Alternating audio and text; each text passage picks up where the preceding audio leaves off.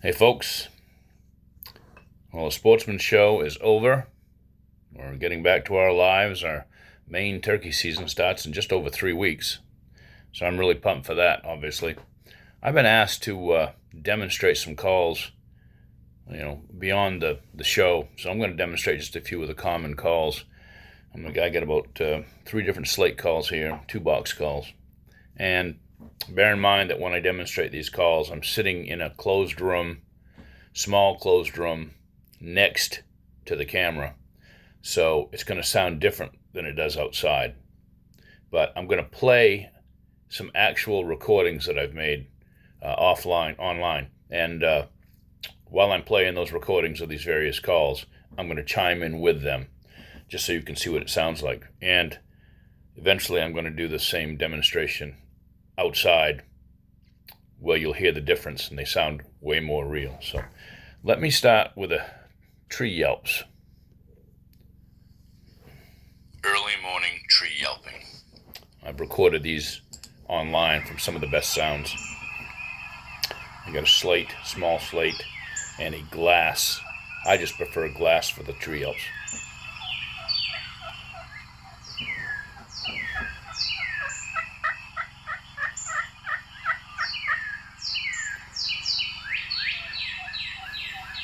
Hopefully you can hear this other recording.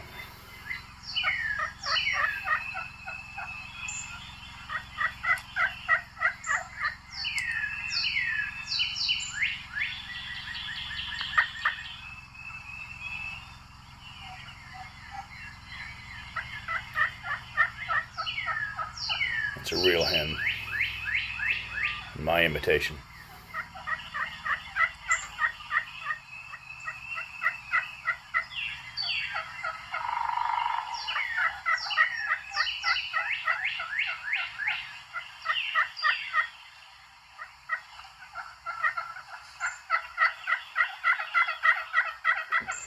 So that's the tree yelp. Now let's try some plain yelping. Good old-fashioned plain yelping. Not a lot of rasp. And for that I'm going to use an aluminum-faced call and a wire striker. And again, that's just my personal preference for the calls that I have. So let's see what this sounds like. Examples of plain, everyday yelping.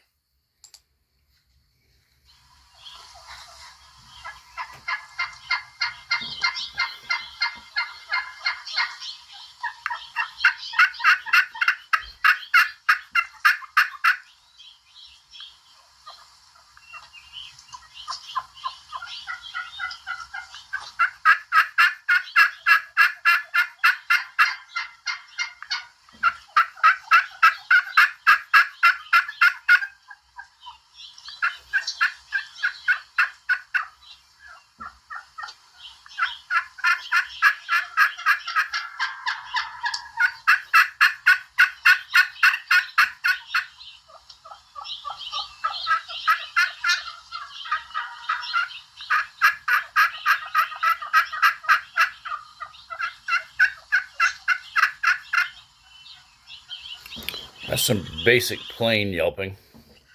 Examples of plain, everyday. Yeah, thanks. We just heard that. Let's go down and try some excited yelping and some cutting. Very excited yelping and cutting. I'm going to try that on 2 different slates.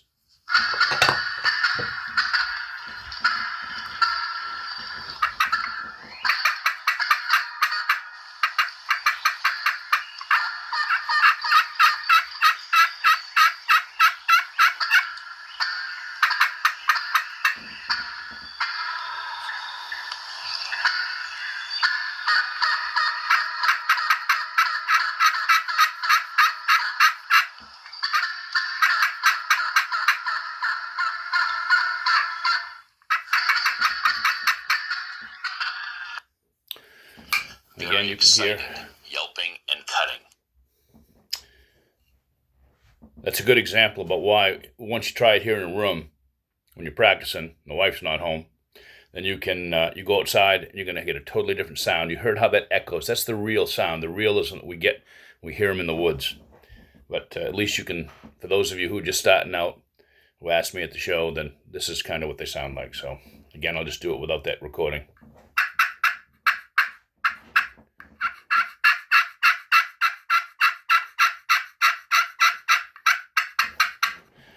That was the excited yelping. Now, let's try some raspy yelping and cutting. I'm going to try 2 different slates for that one, too. So, raspy yelping and cutting. Some of the best recorded raspy yelping and cutting.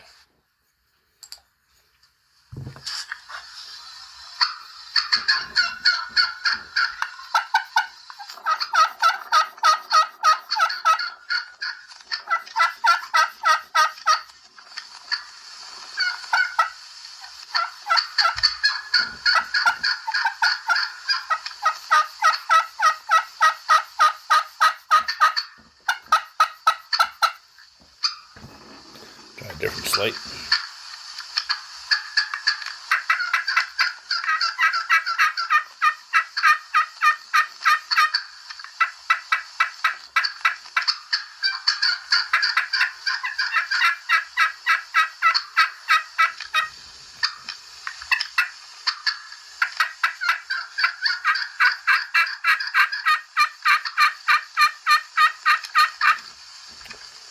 So there you have some of the raspy yelping and cutting.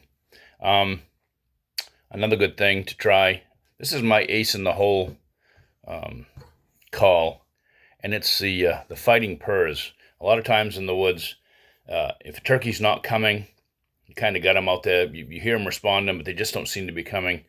Maybe they're henned up. Try the fighting purrs, because the fighting purrs almost always gets the attention of the turkeys that are hung up. I think 2 years ago, I was with the good friend of mine, Will Lund, editor of the Maine Sportsman magazine, and we were out, I think it was our second or third hunt or whatever, and we had some turkeys coming. They stayed outside the range of the decoys and disappeared and started going away, and we could see them from the window of the blind. They were headed out. So I reverted to the fighting purrs, and it turned the hen around, and she came right in and dragged the gobblers with her, and we had a really successful hunt. I believe he shot a 21-pounder that day. I can't remember exactly. So let's try that. Fighting purrs. Very aggressive purring during fighting between wild turkeys.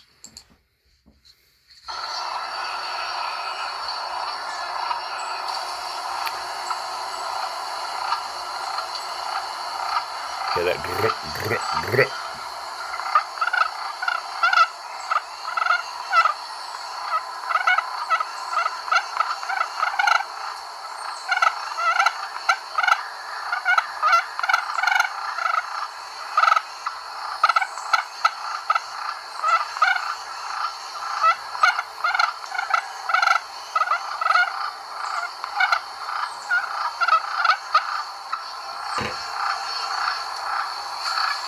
Couple of different sounds.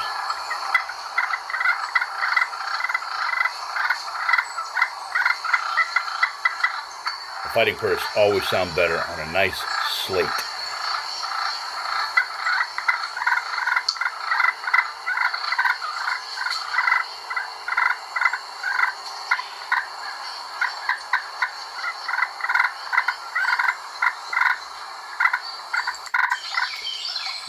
One of the good things you can do when you're doing the fighting purrs, unlike deer hunting, you can make a lot of noise. If you're sitting by a tree or something like that, go ahead and kick your feet a little bit into the leaves, get some leaves around your feet and do some kicking. Be careful not to be seen. It's better to do it if you're going to be in a blind or something like that.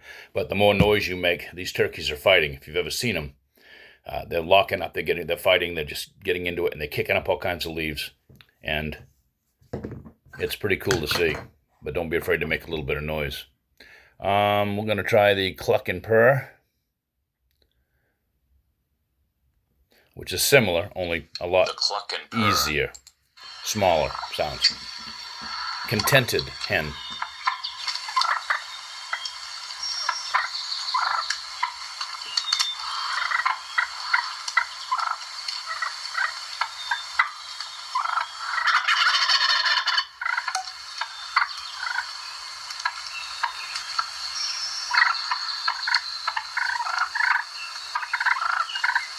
and just tipping that striker away and dragging it toward you in small things. So that's the cluck and purr. Very contented feeding sound of the turkeys. The gobbler yelps and calks. I've got to get a mouth call for that, so I'll have to do that at a later time. One thing I did want to show you, though, is a little bit of cutting now, just without the recording, with my standard box call. This is, I call it Cyborg. It's made up of several different parts from box calls I've had that have worn or broken over the years. A different paddle from one company, a body, screw and spring from another, things like that. But Cyborg, this I've had for years. It's killed a lot of turkeys. I'll give you some of the basic yelps.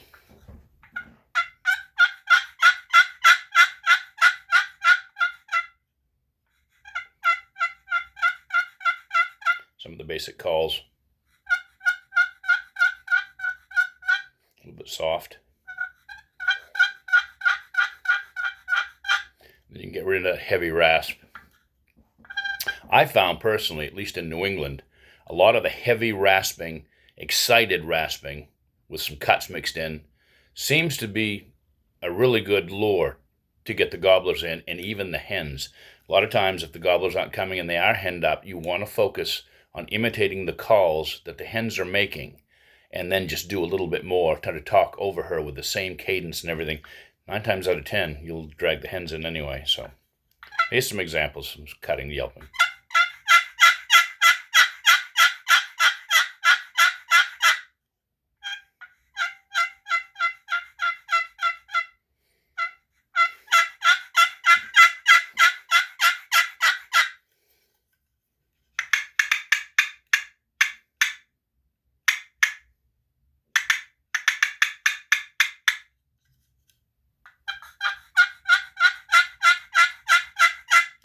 Last but not least for now, I've got a nice box call here. I don't really care for the yelping that it does, but it makes, with a couple of rubber bands on it, it makes an excellent gobbler box. And when you shake this thing from side to side, you want to keep it not upside down or anything like that, but you want to keep it kind of flat, kind of at an angle. And this will give you some of those Jake gobbles. A little bit broken, doesn't quite sound like a mature gobbler. Check this out. Just kind of stand back like this.